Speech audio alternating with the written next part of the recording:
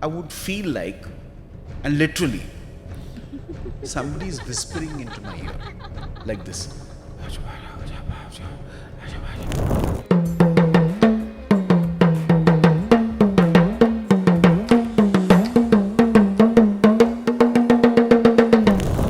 Om Namah Shivaya, Om Namah Shivaya, Om Namah Shivaya, Om Namah Shivaya, Om Namah Shivaya, Om Namah Shivaya, Om Namah Shivaya, Om Namah Shivaya, Om Namah Shivaya, Om Namah Shivaya, Om Namah Shivaya. To see the image in the form of a painting or a sculpture is one, but to see a real entity as Shiva is completely different.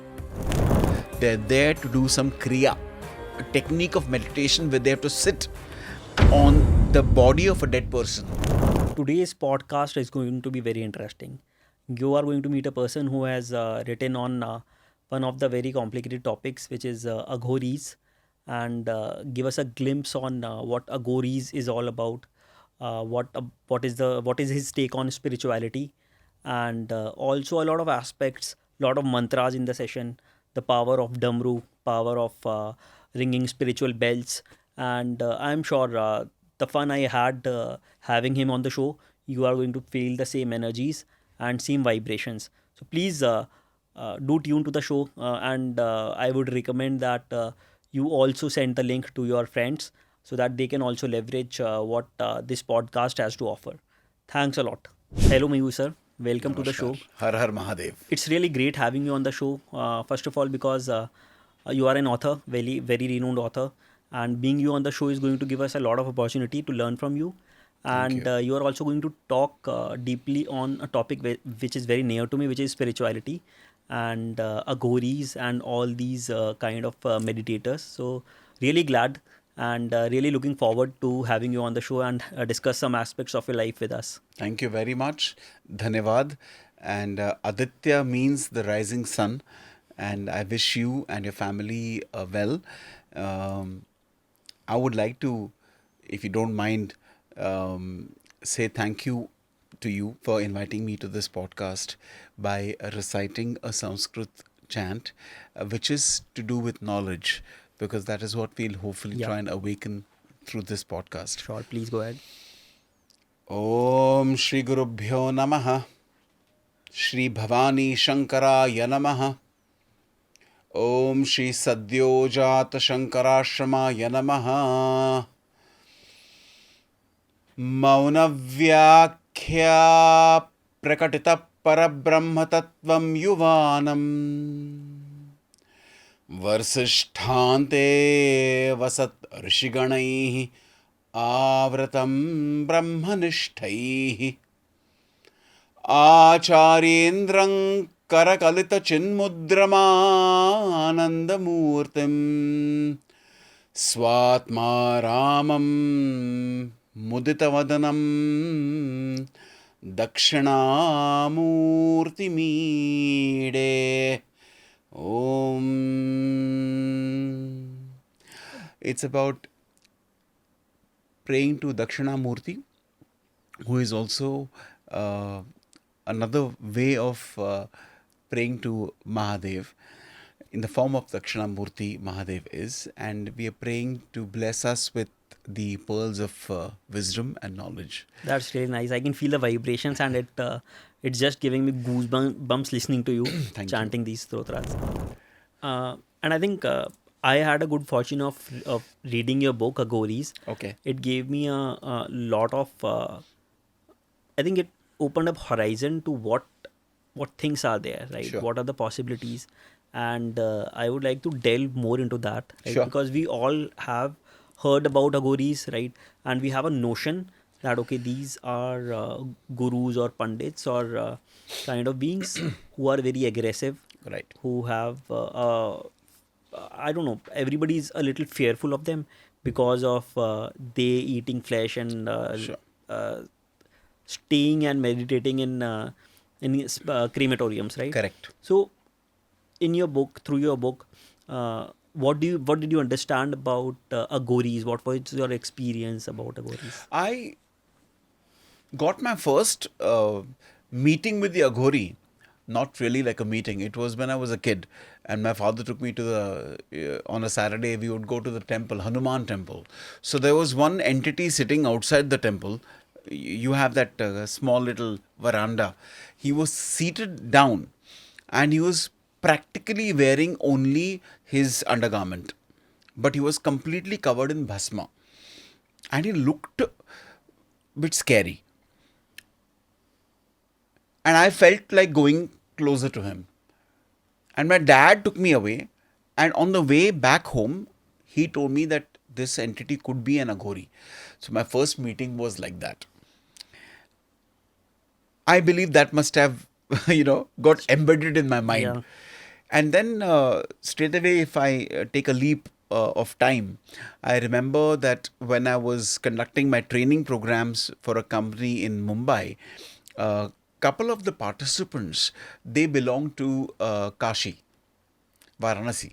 Okay. And I was kind of keen because I told you earlier that curiosity is very important. So I was very curious and I was very keen to find out. I asked them because they were from that place and they're known for, that place is known to have Aghori sadhus Yeah. coming in. Now, it is interesting that I asked the persons and they knew, their uncles actually knew the Aghoris. So I got a chance to meet the Aghoris. And I realized, Aditya, through that, is they have been misunderstood. They have not been studied properly. The misunderstanding is based on what has been shown, which is only a small percentage. It has been twisted. For example, if you ask somebody, typically, if you pick up 10 people, ask them, have you heard of Aghoris? They'll say, oh, Aghori. What do you know? Oh, they eat flesh. That's all they know. Yeah.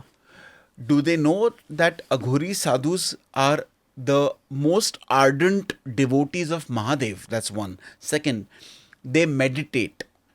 When you find them in a Smashan Bhumi, they are not there to just loiter around. They're there to do some kriya, a technique of meditation where they have to sit on the body of a dead person or on the burnt ash.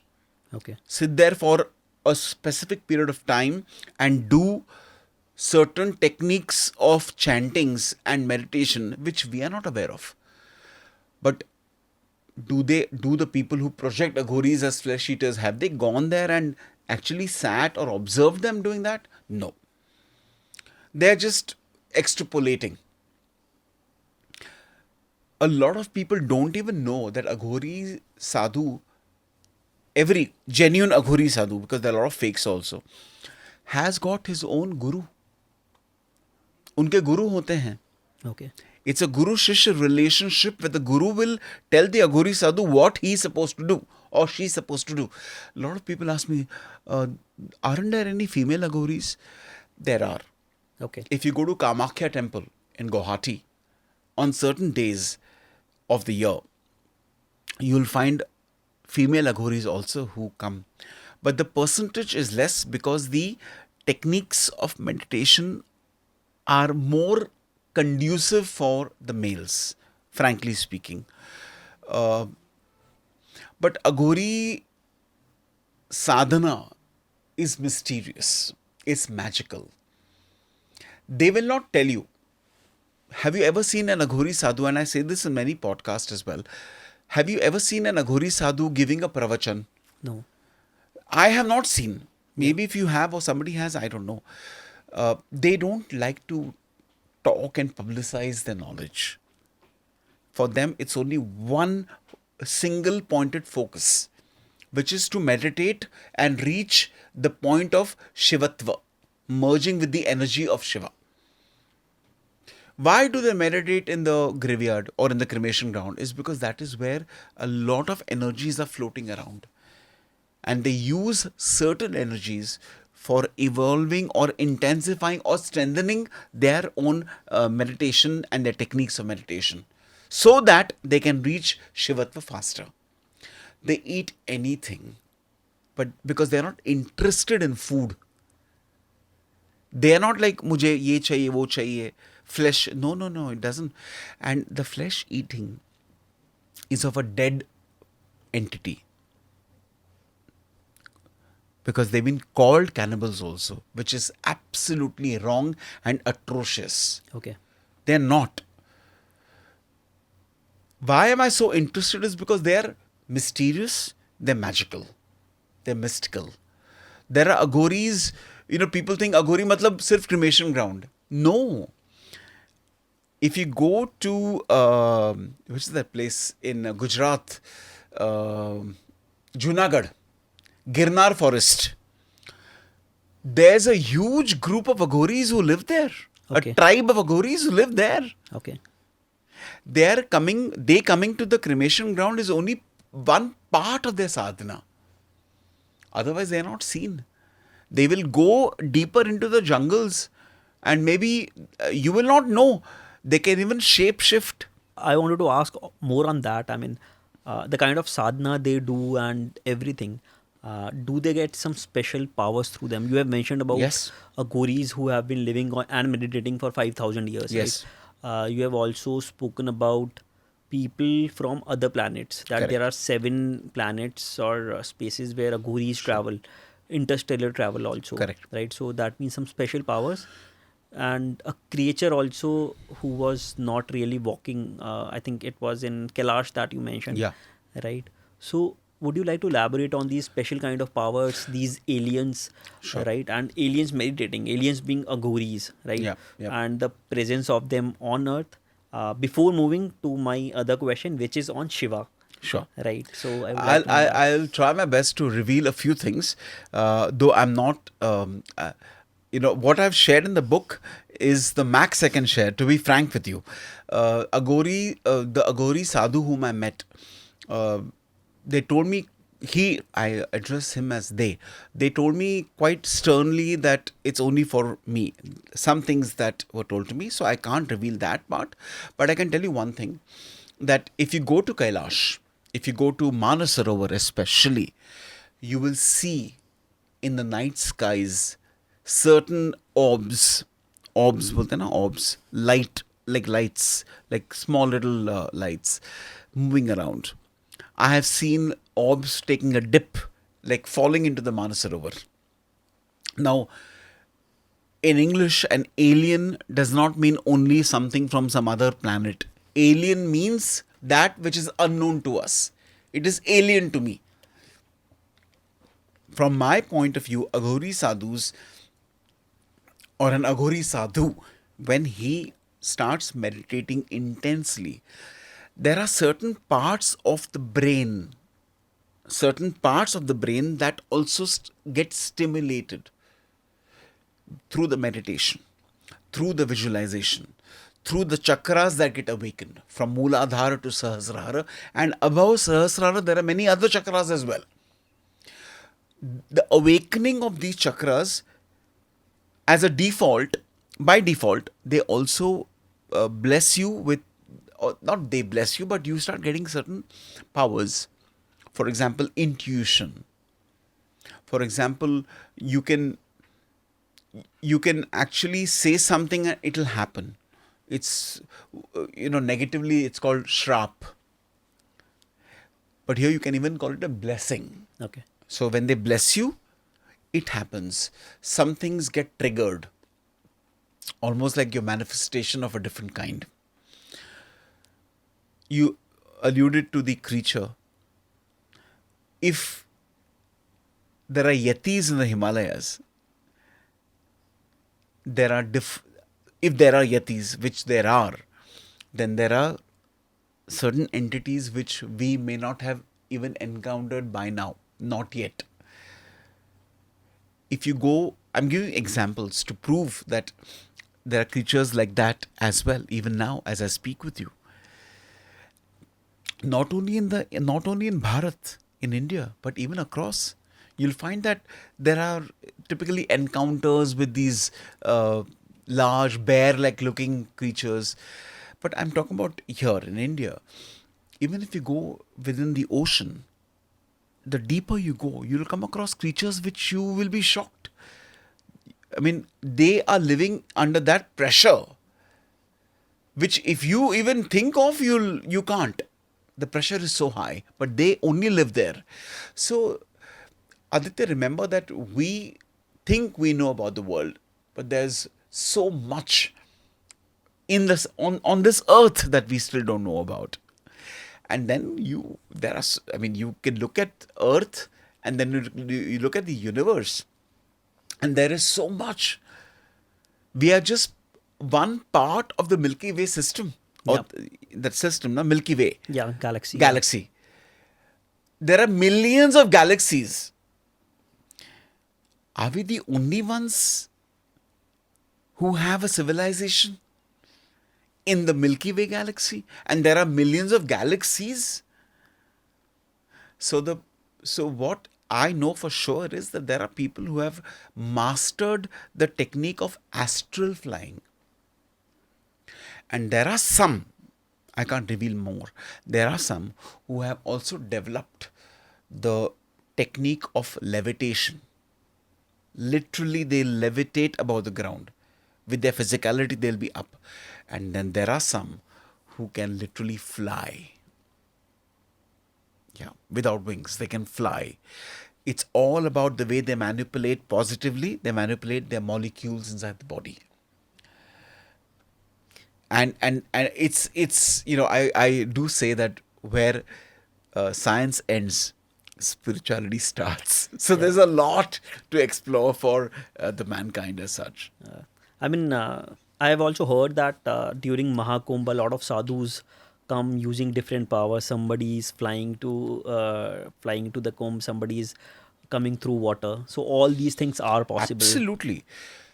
Even in the Buddhist tradition, the Buddhist monk tradition, you'll come across certain monks who have been known to possess unbelievable, so-called unbelievable special qualities. I have seen a documentary, because I have not studied them. A Buddhist monk who would leap from one hill to the other hill, like that, straight, almost like flying. Okay. So it's another world altogether. The Kailash Mansarovar area itself is a catchment for a lot of unknown flying objects or unknown flying entities. Now, whether they come from different parts of Earth or different parts of the galaxy, that is debatable, because we cannot go and talk to the alien, and it's not a movie. But yes, there have been, if we were to say that we are the only people in this galaxy, I completely have a different point of view. We are not. And I think then if these creatures or people that you mentioned in your book also can come to Earth, maybe they are more developed and advanced than us, right? And they don't want to be visible. Correct. To everybody. Correct. You will not, because so many movies have been made, so when I talk about it, I feel like I'm talking like a script writer or something, or a director of a movie. But no, there are instances of people who have been even hijacked or taken by aliens to study them. I've seen some documentaries about that. I do believe that these enlightened yogis are not only meant for the humankind. Like, I believe Mahadev, Shiva, and you're going to ask me some questions on that. I'm looking forward to that. Mahadev Shiva was the epitome of yoga, the yogi Purush, Adi Yogi. But not necessarily, I feel, not necessarily limited to Earth. If we are here, we can't be the only people who are spiritual. There could be so many other, planets and stars maybe, which have intelligence and beings there.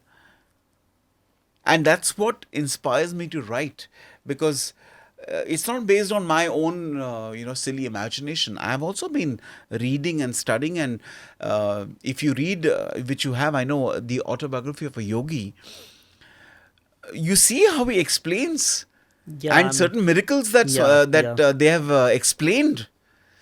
That's what I think. That is one book which has given spiritual directions to a lot of people. Absolutely, including me. My first book was that. Okay. And I think coming to Shiva, right? First of all, I had goosebumps when I read your book about somebody, the protagonist, having a view of Shiva. Yeah. Right? Some Guruji, Maharishi ji blessing him to have a visual of direct Shiva. Yes. How does Shiva look? Well, I should ask that person. uh, I'll answer it in a very concise way, Aditya, because this is completely subjective. There are two ways of worship. One is the Saguna way, one is the nirguna way. Saguna means you see the image, and that helps you to connect through the image with the energy. And the other is there is no image. It is like how the Buddhists pray. They just pray on the nothingness, the energy straight away. In this book, Shiva is the yogi energy has been depicted, has been shown very similar to the way the earthly people see Shiva as, with the jata. You know, there's a verse in Stotra called Daridrya Dukkha Dahana Shiva Stotra. In that there is one verse, if I may chant. Sure, please do. Charamambaraya Shava Bhasma Vilepanaya Bhalekshanaaya Phanikundala Manditaya Manjirapada Yugalaya Jatadharaya Daridrya Dukkha Dahanaya Namah Shivaya Daridrya Dukkha Dahanaya Namah Shivaya. In that, it is Shiva is described as a person with jata. To see the image in the form of a painting or a sculpture is one, but to see a real entity as Shiva is completely different, in a three-dimensional human form. Having said all this, Aditya, remember, the message I was trying to send through this book is the energy will manifest itself in the way that you will most Connect with them. most intensely connect with. Okay. Are you getting my point? Yeah. That's why it was, how did the energy look of Shiva? It's also said, I mean, jaisa bhakt vaisa bhagwan. Haan, exactly. So if my bhakti is towards Vishnu, for example, I will always see an energy that will manifest itself in the form of the way I look at Vishnu. Like Vishnu is seen as somebody who's seated with, with the cobra covering the hood, covering him. I can see the energy will show itself like that.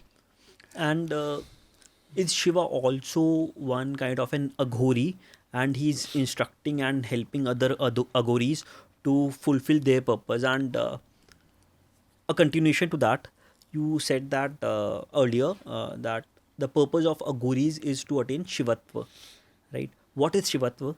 Is it different from enlightenment? It is not. It is the same. Shivatva is merging with the consciousness, which I'm using the word as energy. The supreme energy is the supreme being, which we can call Shiva.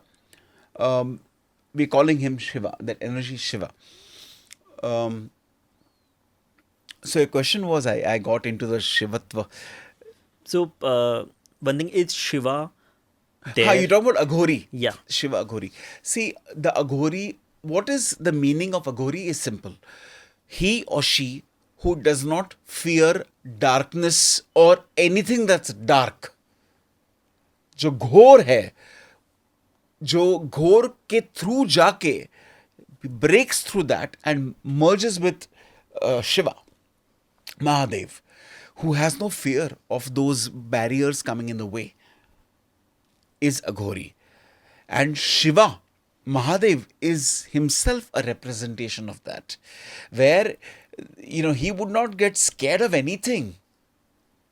Whether it's the Ganas or Rakshasas, they all would go to Shiva. Help us, help us. The Devas would go to Shiva.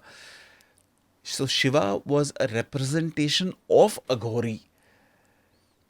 In that sense, Mahadev was Aghori because he never feared darkness or anything that was dark. So the Aghori sadhus follow in the footsteps or on the path where they don't get scared of anything. All they want is to go higher and higher towards becoming one with that superconsciousness, where they lose or they go beyond life and death. That's their path. That's our path also. But that is their path. Okay, and is there Shiva directly helping them to teach them practices and to tell them the knowledge to reach it? Yes, they. So the energy has an influence on them through the gurus. Are you getting my point? It's not like Shiva is going to go there and Mahadev will say, "Kya aaj kiya? Dhyan kiya ki nahi?" No, not that way. It will be through the role played by the guru. The Aghori sadhu's guru, through the meditation that guru does, will be influenced to make decisions for this Aghori sadhaka. That's how indirectly Mahadev will ensure that the Aghori reaches the Shivatva. But very advanced gurus might have had visions of these divine entities like Shiva also, right? Yes, of course. See, and to all the viewers also, we must understand that these energies, this is my belief and through my study, that these energies can, if they want to, show themselves in the way that you want to see them, like I said earlier. So they come in visions, they can also come through dreams and communicate whatever they want to communicate. What is, like, who are these people? Are they people? Are they in the human form? They can come in that form. But originally, like us, they're energies, they're vibrations. Got it. And you have also spoken about rishis and sadhaks who have been living for and meditating for many years, 5,000 years, 10,000 years, right? Yes. So how is that humanly possible? When you reach a particular level of sadhana, you also reach a particular level where you can control the involuntary aspects of your body. Can you control the speed of the beating of the heart, for example? I don't think so. You can control it. Yeah. Can you control the functioning of your kidneys or your spleen? No. Or the ones which you cannot control? There are yogis who can control it. They can control it in a way where they can slow down their aging process. Let me give you the simplest example. I know of a person who does breath work. Okay. And he was telling me that he's able to make a person, through his coaching, hold the breath for more than 6 to 7 minutes. Oh.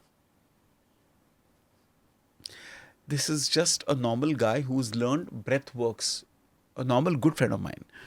But he's helping that person. I can't hold my breath for more than 3 minutes. But that to some people is, my God, 3 minutes.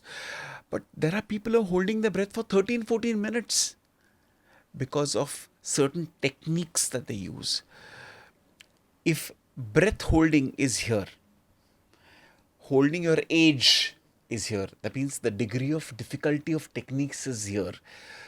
With complete practice and the tutelage that they get from their guru, they're able to control their aging process by controlling the involuntary movements that happen inside. You'll find the yogis typically are very healthy. Their food is almost nothing. Milk, maybe, almonds or fruits, dry fruits, bananas, maybe fruits. That is what a lot of yogis in the Himalayas, they live on. then there are certain practices where they don't eat anything. They don't drink water for days because there is a herb that they keep beneath their tongue. And the juice of that sustains them for that period of time. Yeah, I mean, one very good thing about the book that I found is that you have mentioned instances, some superhuman capabilities of the yogis, Yeah. Aghoris, and you have also mentioned the way in which they are getting that. It's not something unbelievable as such, Correct. right? You are talking about herbs also, certain things that are some Yes. certain warmths that is known just to them. Yes. But that makes these things a little more easier physically to sustain for Absolutely. 5,000 days. I mean, Absolutely. And it's so keeping the herbs, the food, and whatever, that's one part. The crux of it is the intense meditation that they do. They get the powers which helps them to do what I just mentioned.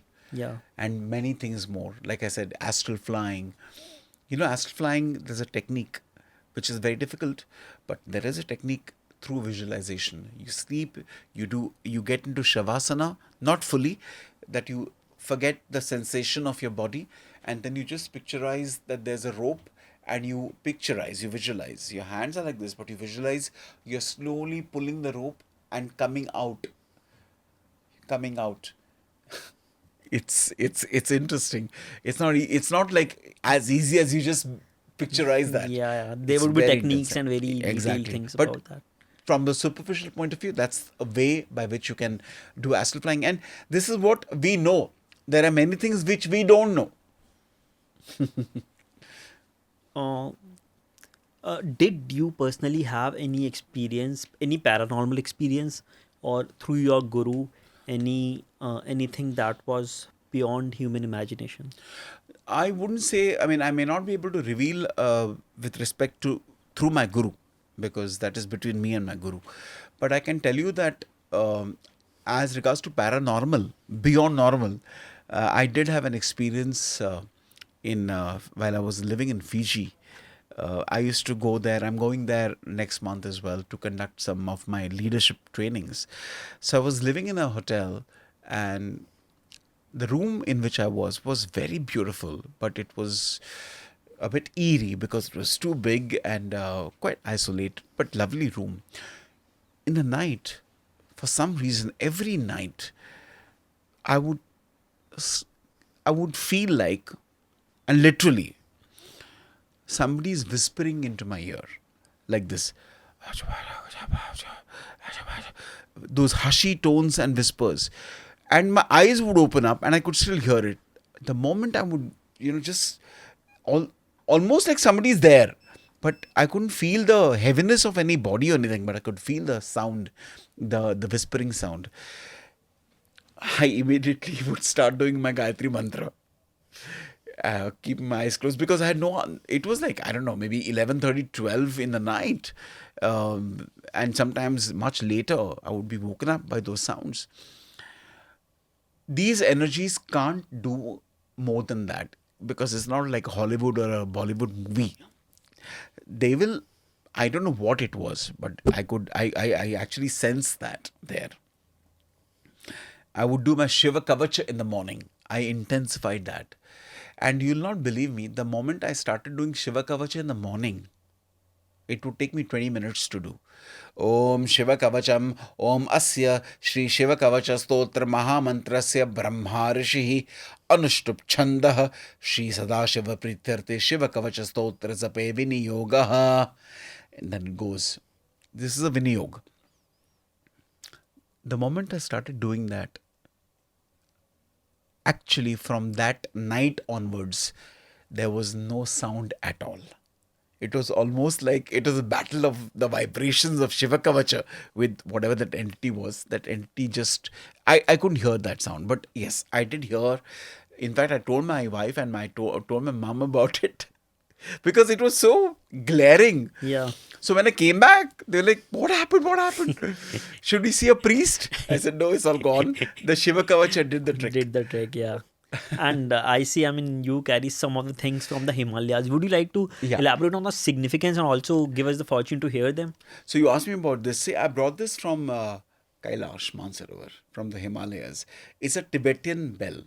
I bring this whenever I have to talk about Shiva, Mahadev, especially my trip to Kailash, because it symbolizes vibrations. So can I play this? Sure, please do. Okay.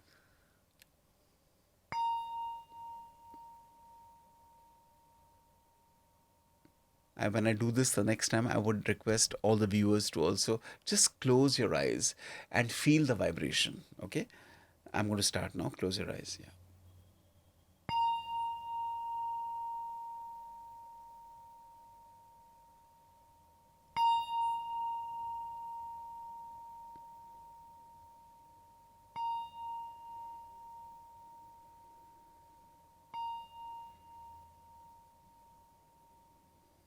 Yeah. Thank you. This is a vibration. This has a very calming effect. Very calming. And why I requested you all to, you to close your eyes and the viewers is because you can literally feel the waves as the sound starts. I also bring this because this is my favorite.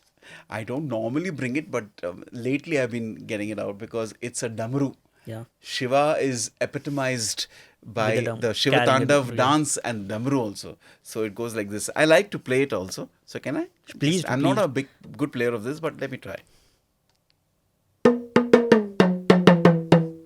Okay, should be good.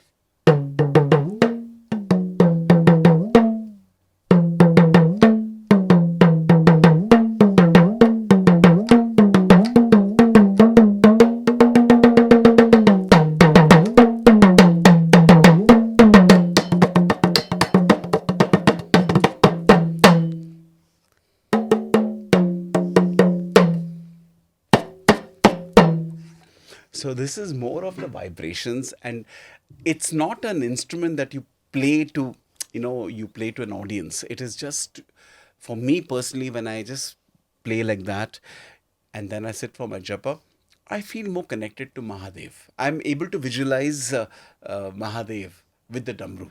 I think these vibrations or the sounds actually have an impact on the human body. I could Yes. feel a lot of energy listening to these things. The whole idea is that we are living in a world of vibrations where we are also vibrations. Yeah. So the more we feel these vibrations, I believe that we become more we become more closer to Shiva, to Mahadev. That was really nice to hear. Now, moving on to the next section of the show, Sure. which is I'm going to ask you some questions, right? It's called Brisk Talk. Okay. We are going to ask very short questions, and you can just let us know your thoughts on them. Sure. Does God exist, and how can we experience God? The first answer is yes, in the form of energy, and we perceive God as energy in different forms, as Deva, Devta, or Devi. And how can we achieve God is through the practice of chantings, japa, meditation, pranayam, and all this under the tutelage of a guru. Okay. So, is a guru essential, or can people follow the process also as written in books and do meditations and get to that point by No, themselves? a teacher in the form of a guru is absolutely essential. It could be a teacher who may not be in flesh and blood, like Swami Vivekananda is a guru to so many people. Okay. Through the books, he's guiding people as well. To me, Swami Sadyojat Shankarashram is a living guru, guiding me and many others towards reaching higher levels of spirituality. Okay. What is the longest time you have meditated for? I have meditated for, this was at Kodachadri, at Mokambika for 9 p.m. to 6, around, how much is that? 9 p.m. to 6, right? 9 hours. 9 hours. Oh, that's really long. But I had to take a break, because I couldn't feel thighs at all, completely gone. So, but I did meditate for that much time. Yes. Okay. And what is one mantra that you would advise users to do to increase their vitality in whatever they are doing and living in a more meaningful and more powerful way? I would say I would not say one mantra. I would say a combination of three mantras. One is the Gayatri mantra. Om Bhur Bhuvasvaha Om Tatsa Viturvare Enyam Bhargo Devasya Dhimahi Dhiyo Yona Prachodayat. The Mahamrityunjay mantra. Om Trambakam Yajamahe Sugandhim Pushtivardhanam Urvarukamiv Bandhanat Mrityor Mukshiya Mamrita At. And the third is the Bij Akshara mantra. Om Aing Hring Shring Gurubhyo Namaha. And we explore all this at Anahata. By the way, just to let you know, because the topic has come up, I've seen a lot of people are genuinely keen to awaken and strengthen their spirituality, including you. And I'm starting Anahata online. Rather, we are, me and a friend of mine. It's starting from the 5th of October. Okay. And it's going to be online sessions and it's going to be membership driven, because it's not like a 2-day thing. We do that also. But here it's ongoing. So once a week, twice a week, you connect with me and we do chantings, for example. We do bijaksharas. Similarly, like what we do at the retreat, we do it, but more extended and it's more personalized. So people are watching, do DM me if you're keen to know more about it at Mayur Kalbag on Instagram. Definitely, I am going to be one of the early And it's joinees easy for that. because there are people living, and in different places. They may not be able to come to Anahata retreat. We're doing one in Rishikesh in November. Okay. But there are so many people who told me that, they want to come, but they cannot come. But are you doing something online? So then I was speaking to a friend of mine who also was like you, wanted to attend, but couldn't come there. So he said, let's plan something for people like us who want to learn literally. Not just listen to pravachans, which are great, but do learn the techniques of doing something. We also do chanting sessions. Like I teach them a couplet and we chant together. And that's beautiful. Okay. So I think that's a very good opportunity for the October users. 5th, yeah. October But they 5th. can DM me so I can give them some more Sure. information. We'll provide the details in the podcast also. I think we'll have a link that you can probably provide. Sure. So I would like to know a little bit about yourself, what you do professionally from the childhood. How was your journey, right? Studies and then becoming an author and a very renowned industry trainer, right? So I would like to know all of that. Definitely. I'm happy that you put this question to me, because that's how my life kind of started in that sense and has brought me here in front of you. Of course, I won't make it like a long story. Let me start by saying that as a child, my interest was more like I think most of the children, to play out, study less and play more. But there was one aspect which my father noticed, and that was मुझे तबला बजाना बहुत अच्छा लगता था. We didn't have a tabla set then. जो empty होते ना वो बर्तन. Yeah. If you get some groceries in some plastic containers, they would be brought. So I used to play whatever I could on those vessels. So I have my first memory of learning, I think, more than school, was learning the bowl of tabla. Okay. Because I thank my father for that, because he noticed that. Once I was reprimanded by my school teacher because मैं bench पे बजा रहा था. And I was a bit tall, so I was on the back bench. And the sir called me. So मैं बहुत tension में था यार, आज तो ruler का मिलने वाला है. But instead of giving me those ruler spankings, he told me to play what I was playing on my bench, on his bench. On वो teacher का जो होता है ना table. तो मैं तो छूट गया. And students were laughing and stuff. And I remember he was Mahajan sir, teaching us Hindi. And he was also our PT sir, a physical training sir. But going back down memory lane, I think learning tabla was also important, Aditya, for giving me discipline, because that sir, Yashwanta Acharya, was very strict, literally very strict. I'm not exaggerating. He used to, yeah, of course, he didn't hit me or something, but he was very stern if he realized that I did not practice. For example, dhatitta, dhatitta, dhatitta, dhagitinna, kinna, tatitta, tatitta, dhatitta, dhagitinna, ginna. He would say you have to practice this only for 45 minutes. Okay. कितना भी fingers दुखेंगे तो भी करना है. And he would look at my father and say, you better see that he does. Because he was very stern. But it helped me because it made me understand the importance of practice and discipline. As I grew, interestingly, though my parents were disappointed, my interest in studies was the same. जो कम था उतना ही रह गया. I got into karate training. फिर I was into mountaineering as well. Okay. तो rappelling भी किया मैंने. I was in scouts. I was a drummer because I used to love playing. Yeah. So I was a drummer for the scouts. I was in Bombay Scottish in Mahim. But interestingly, Aditya, I was never good in studies. Honestly, I'm not going to hide that because I remember in English, we had English 1 and English 2. I used to, and I'm talking about those tests, unit tests and stuff, terminal exams.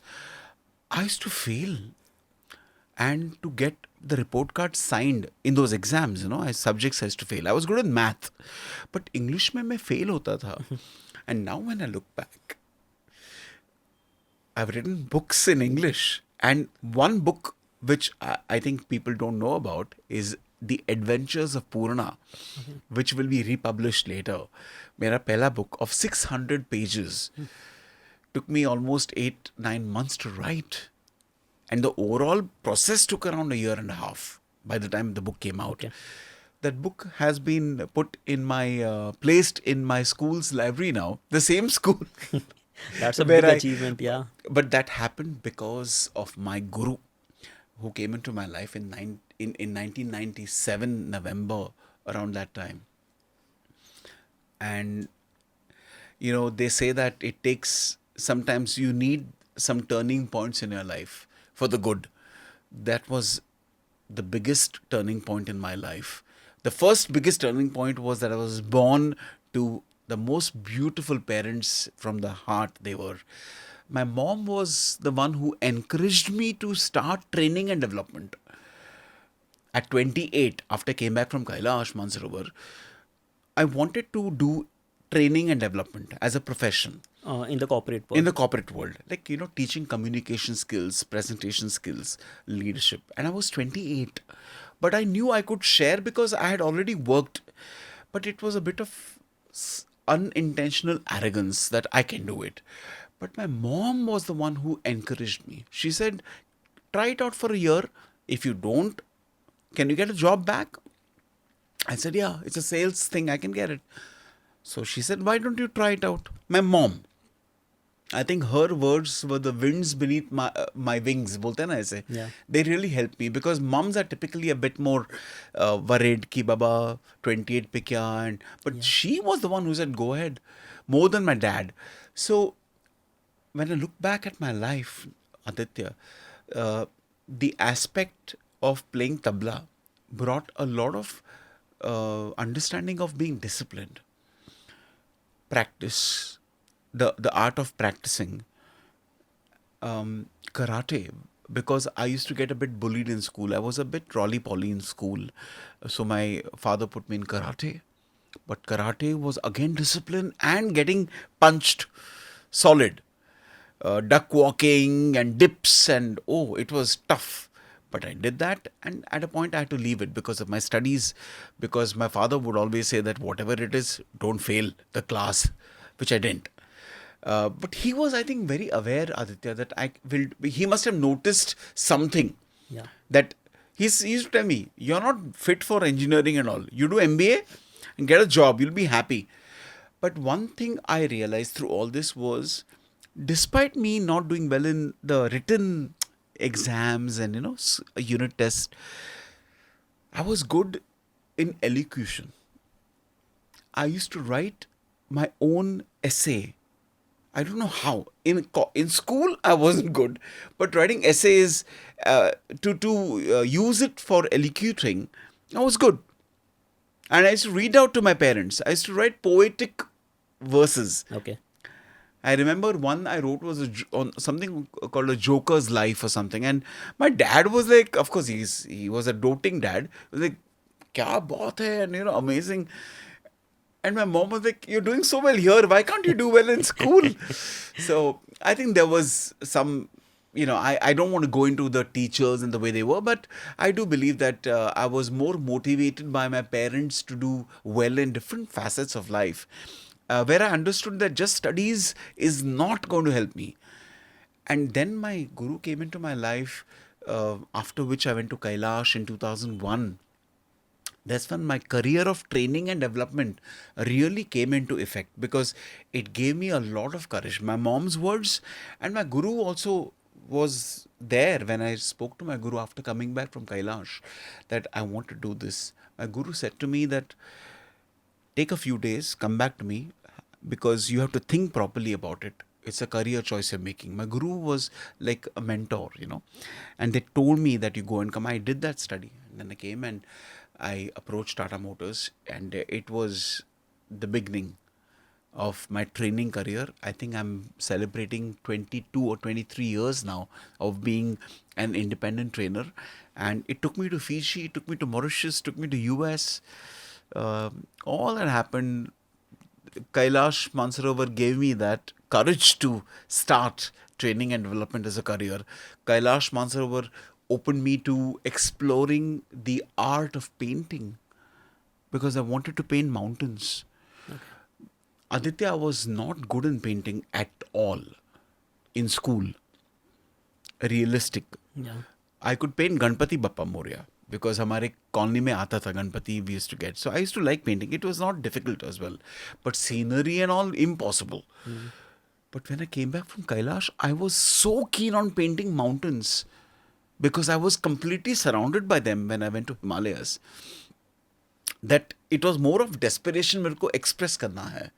And the painting process happened. I learnt on the job बोलते ना. I kept practicing and learning as I practiced.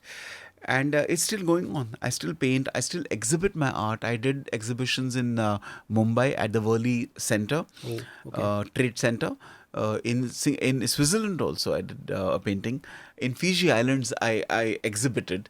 And now I do paintings for my own happiness, And if people like it, if they want to, they can even take a few. It's like that. It's completely, So that's how I look at my life, from somebody who was really not sure of what he's going to do. But thanks to the parents, my dad and mom, through tabla, through karate, martial arts, and then my guru coming into my life, which was completely like beautifully shocking experience for me. Even my friends used to say, "Kya ho gaya? Sanskrit kahan se tu?" But I did, and the journey is still going on. I think that's really nice and exciting to hear. I hope I've answered your question, because I just got so involved in what I was saying. No, that's what I wanted to ask. And I could say, I could take some key points from there. One is discipline, one is spirituality, being introduced to your guru, being in the Himalayas, right? So these are the highlights, I think, which help you to grow in the career also. And imagine I went to the Himalayas, to Kailash, with my guru. With your guru. And was in my guru's personal seva. And you have to only go there, okay, with or without guru, that is the blessing, But going there, people read books about Kailash and they get inspired. Yeah. You're talking to somebody here who has been to Kailash and stayed there. Yeah. At the Mansarovar. I have a lot of questions to ask on that in the next section, which is deep dive. I'm going to ask about your book, The Protagonist, how the journey unfolded, right? So let me ask you the first one, which is how did your spiritual journey began, right? So you have told me about your childhood, right? And the impact of your parents on your life. So are your parents also very spiritual? That's why you entered spirituality, or how did that happen? believe my mother was a beautiful confluence of ritualistic and spiritualistic. Matlab, she was spiritual and also very ritualistic. And I say that with complete respect, because rituals actually help you to become more spiritual, is how I am very convinced about that. But my father was more spiritual than ritual. So, how I became spiritual is through them. Okay. Because I remember even as a child, every vacation, Diwali and summer vacation, we would go to my native place. And on the way, which is in Karnataka, my native place, called Shirali, Okay. we have a small house there. We had, now of course it's been sold. But on the way, we would stop in Goa. We would go by car. We would stop in Goa at our Kuldev Okay. temple called Mangeshi. Okay. We would stay in Mangeshi temple, do some pujas there. My father introduced me through the priest to the Mool Purush. So I got to know about Mool Purush kya hote hain. Matlab, our ancestral god. Okay. And Mangeshi means Mahadev. So I think my introduction to spirituality initially was the visit to the temples, where I saw the priest performing the pujas, and for me it was a different experience. Also, interestingly, Aditya, though I was not a great reader of books and stuff, I think I must have watched a lot of TV and watched movies. But my father introduced me to books written by Swami Vivekananda, like Jnana Yoga, Raj Yoga, Karma Yoga. And though I did not understand a lot, but whatever little I understood was very impacting for me. Especially Raj Yoga, the power of meditation. And I was just around 18 years old. So 17, 18 or 16 years old, around that range. During that time, I also read the autobiography of a yogi by Swami Yogananda. Yeah. All that, going to temples as a kid and then going every year. We have our mutt in Shirali. So we would go, when we would go to our native place, almost every morning for the morning pujas, we would go to the mutt in the village. That and reading really was, I think, that which introduced me to spirituality. You follow your and respect your guru a lot. Yeah. So how did that start, and what impact did your guru have on you? Oh, that's a topic for, we can have another podcast on that, because it's so deep. But I can, of course, share something for the viewers and for you. Is if you're given a boat and you have to go to the other end, which is quite far away, maybe like 7-8 kilometers on sea, in the ocean. The boat will take you there only when you have a proper sail to it. Something that will help you to maneuver yourself. For me, my guru has been that sail. Because we're all traveling. We're all travelers by boat, by air, whatever. But the impact my guru had was very practical. It was not through only the mythological stories and Mahabharata and Ramayana stories, which are beautiful. But it was more about pranayam, the importance of Kapalbhati. More than that, the importance of mantra chanting. When I saw my guru's photograph first time, I must have been 22, 23 years old. The photograph itself pulled me in straight.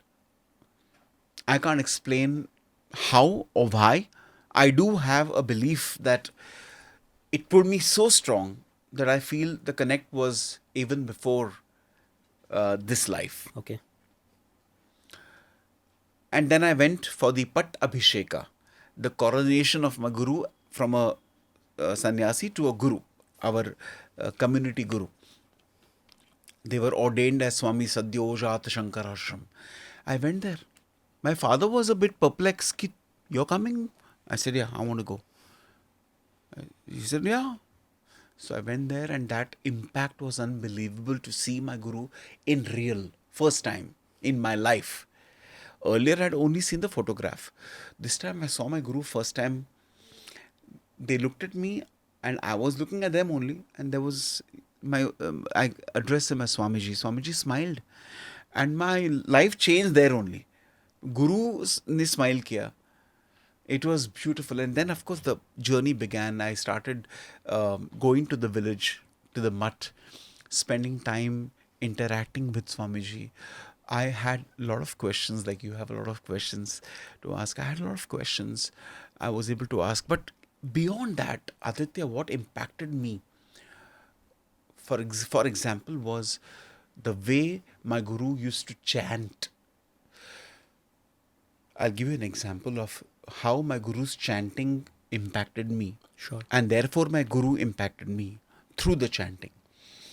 I remember in Mumbai, I heard Swamiji chanting, Om Dakshina Samarambha Shankaracharya Madhyama Asmadacharya Paryanta Smarya Guru Parampara.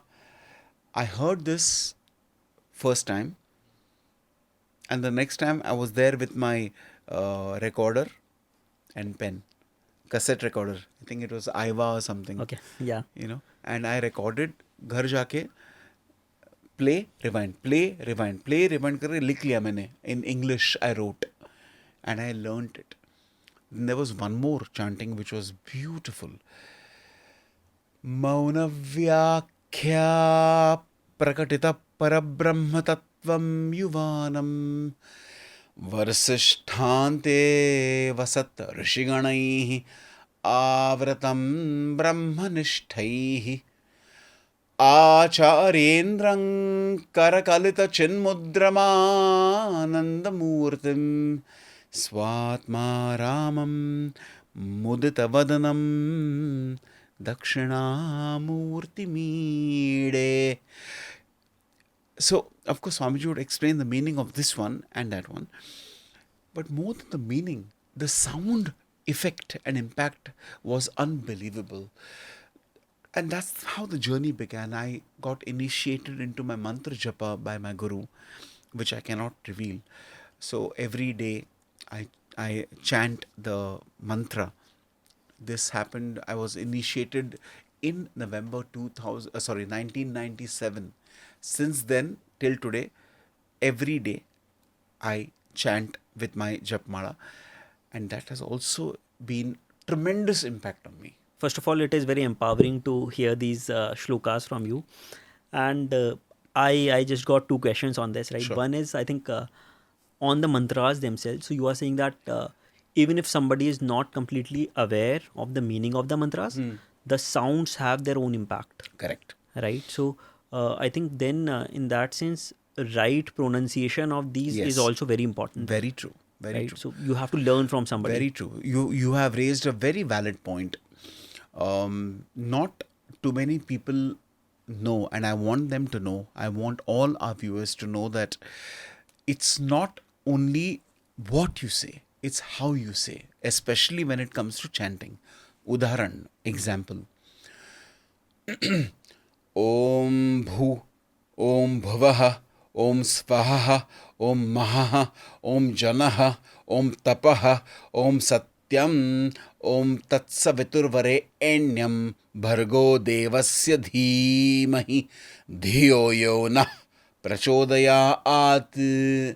This is the longer version of Gayatri Mantra. The shorter version also is very powerful. Om Bhur Bhuvasvaha, Om Tatsaviturvare Enyam, Bhargo Devasya Dhimahi, Dhiyo Yona, Prachodayat. When you're saying it loud, this is the most impactful way of saying. Even if you keep this aside, as simple as Om Namah Shivaya is not properly said or uttered. It's a mantra, Om Namah Shivaya. So I'll just, for the viewers, Yeah. the right way is this. Om Namah Shivaya, Om Namah Shivaya, Om Namah Shivaya, Om Namah Shivaya, Om Namah Shivaya, Om Namah Shivaya, Om Namah Shivaya, Om Namah Shivaya, Om Namah Shivaya, Om Namah Shivaya, Om Namah Shivaya, Om Namah Shivaya, Om Namah Shivaya, Om Namah Shivaya is the right way. You can increase the speed of it. You can start with Om Namah Shivaya, Om Namah Shivaya, Om Namah Shivaya, Om Namah Shivaya, as much as you can say in one breath. And then you can go a bit softer in your volume, where you do murmuring. So you can hear it, but others may not, which is okay. But the one which is really very powerful is mental chanting. It's like this.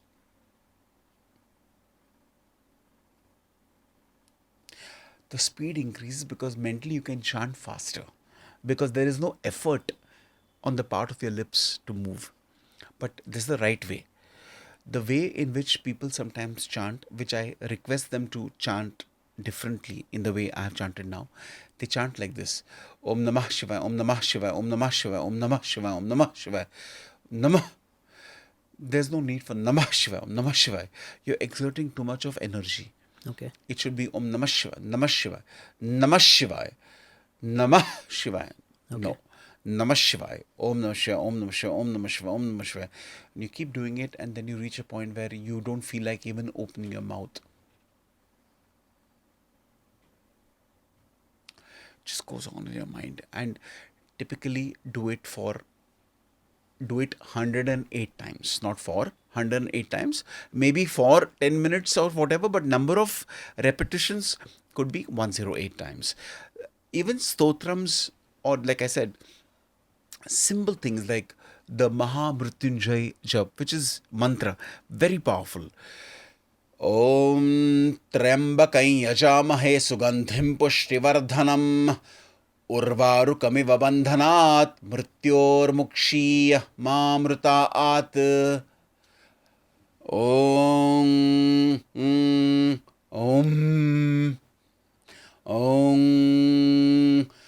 Take a deep breath. Om Trembakai Yajamahe Sugandhim Pushtivardhanam Urvarukamiva Bandhanat Mrityor Mukshiya Mamrutaat. The clarity in the utterance of every syllable of the mantra is very important. Then there are Bij Aksharas, starting with Om. Aksharas which have tremendous power themselves, like these. Starts with Om. Om. Then the second one, Aing. Third one, Ring.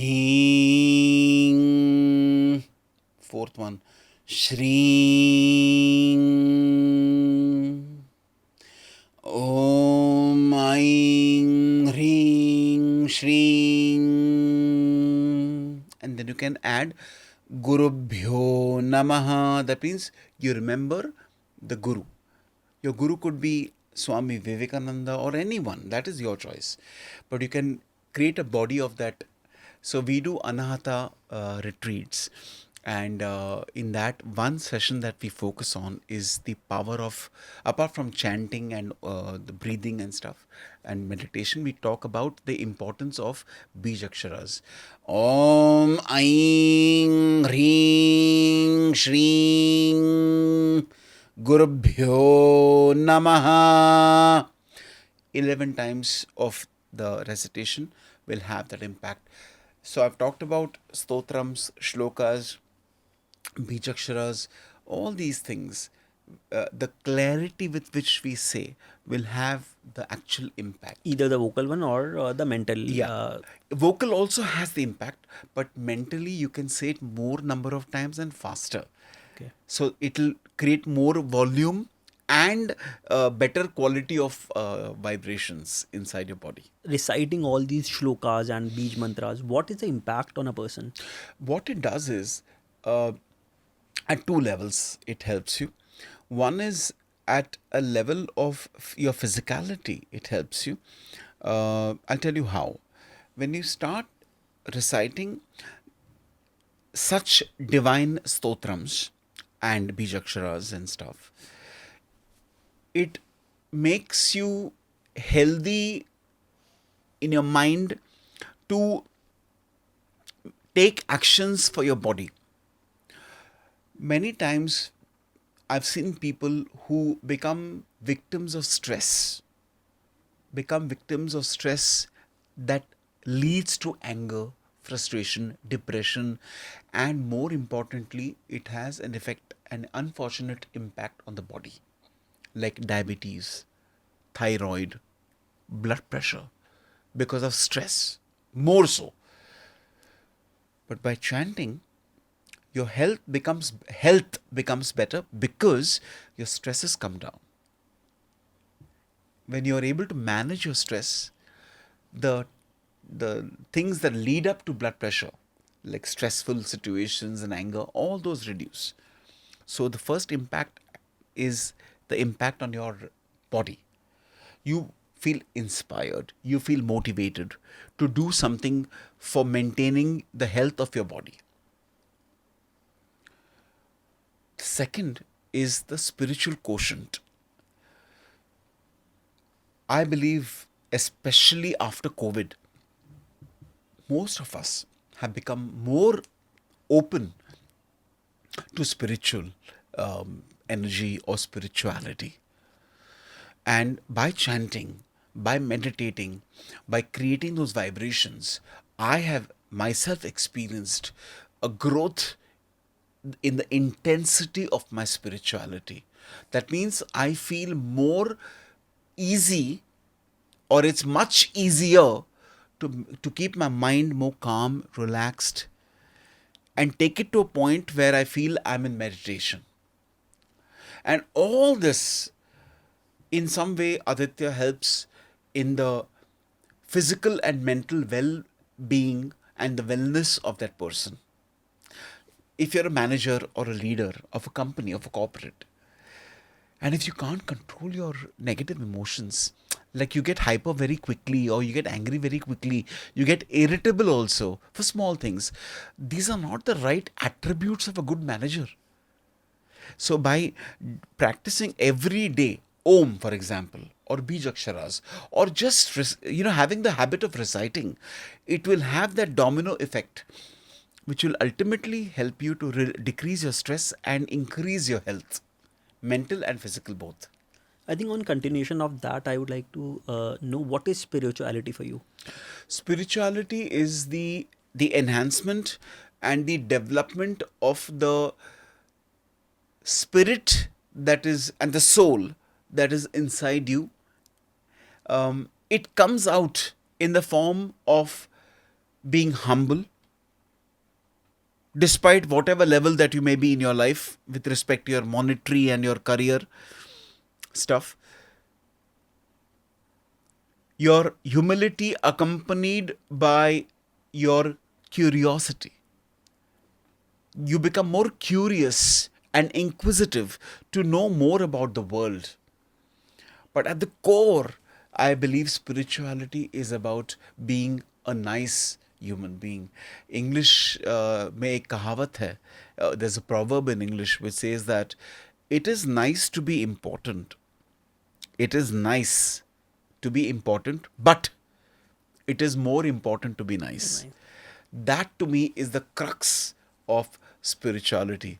It's, in your words, my crux of spirituality is I mean, you can be spiritual, but if you're not able to, if you're not a good human being, you hurt people or you cheat people, people find you unapproachable. If you're not humble, you're arrogant. These are not, then what kind of spirituality is there inside you, is how I always check myself. So for me, being nice, being humble, being respectful, being curious, and also being bindas. Like, you try different things, you become more brave. I think that's what happens when you genuinely become spiritual. The spirit, I think, evolves. Okay. Thanks a lot, Mayur. I mean, I got answers to a lot of questions that I had. I wanted to explore more after reading your book.